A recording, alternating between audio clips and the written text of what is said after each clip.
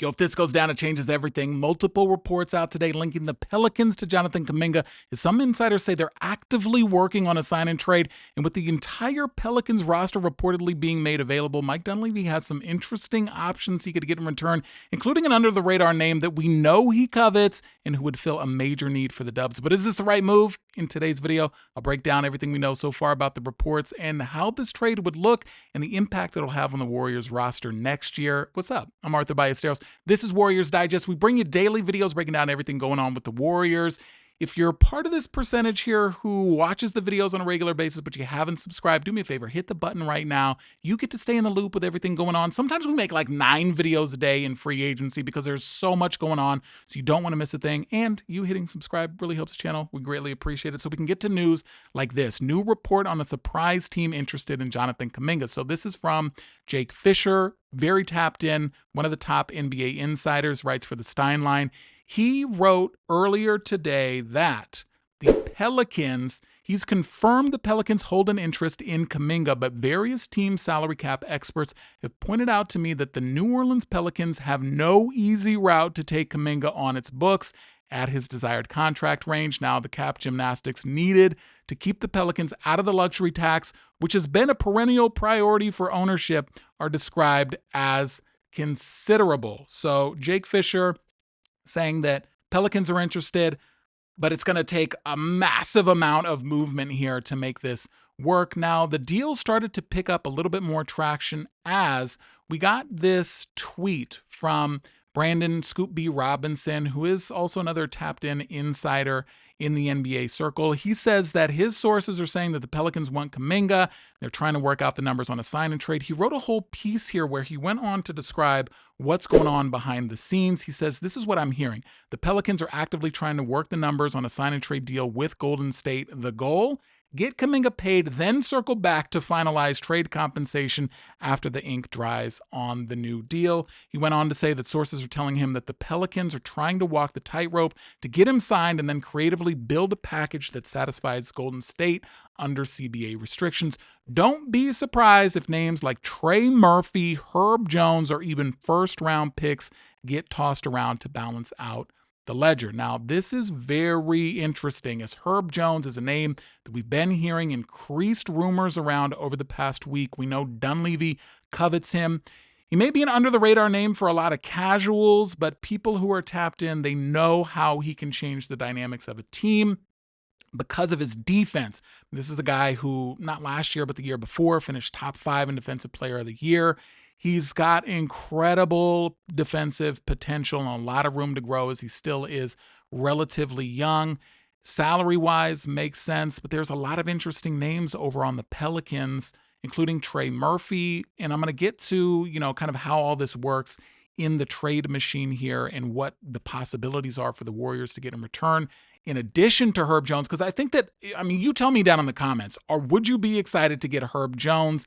Does this deal make sense to you? Because I just don't think that this is enough unless we're talking about multiple first-round picks or at least one immediate first-round pick from the Pelicans, but they're kind of limited in their options there. But Herb Jones, when you take a look at his stats and what he brings to the table here, 10 points a game, about 4 boards, 3 assists. He only shot 30% from 3 last year. It was a bit of a down year. He's traditionally a little bit better from behind the arc there. He did shoot 37% on his corner threes. He's 6'8", but he has a 7-foot wingspan, which allows him to pick pockets like anywhere on the court. He averaged almost 2 steals a game last year. Now, another big problem here is Herb Jones.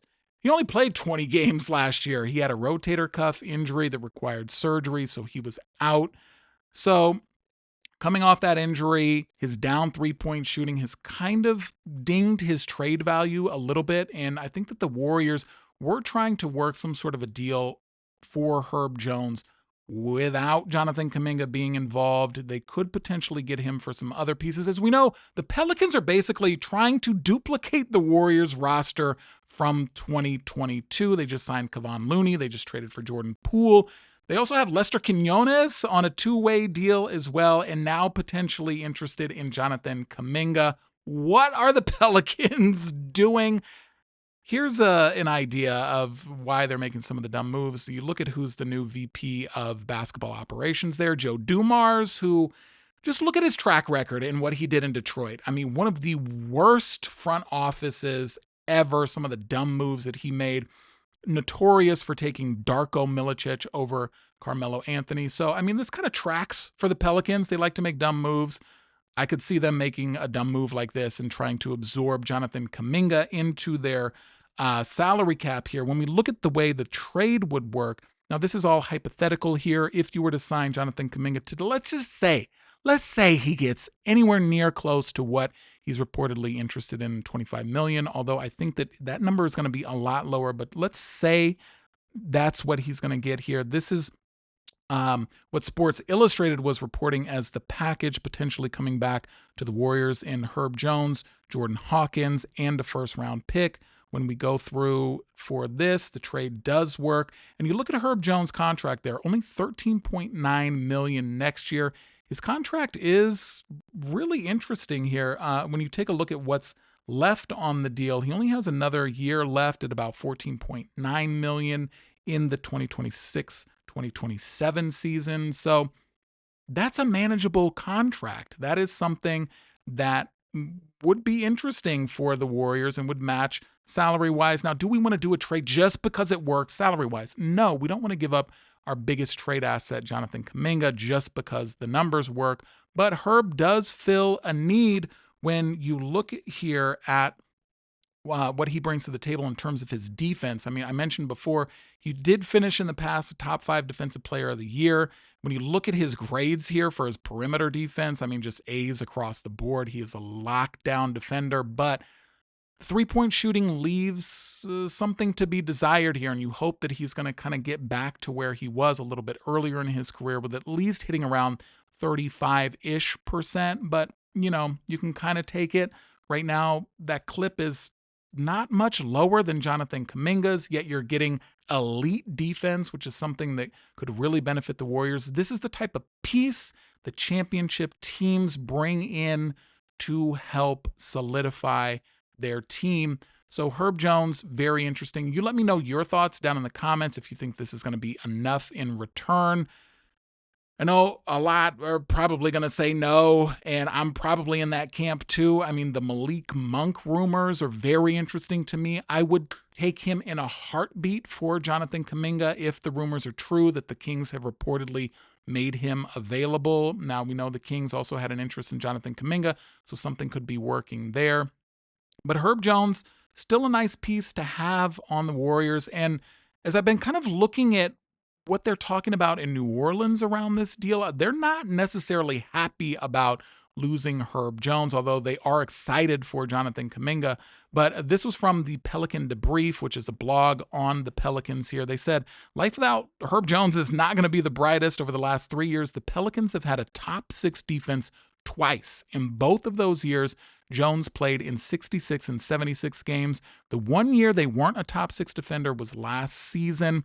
Ironically, Herb played only 20 games, and the Pels had the second worst defensive rating in the NBA. This definitely is a cause for concern, as the Pels will likely struggle defending without Herb as their backbone. Now, the Pelicans, I mean, when you just look at their roster construction, it just makes no sense to bring in Jonathan Kuminga on their end. But again, Joe Dumars, who knows what he is up to. But the Jonathan Kuminga saga continues here, and the Warriors really can't make any other moves until they solve this situation. It may take a long time to figure out when we see just kind of the gymnastics that other teams would have to do in order to absorb his contract or to make the numbers line up on a sign and trade.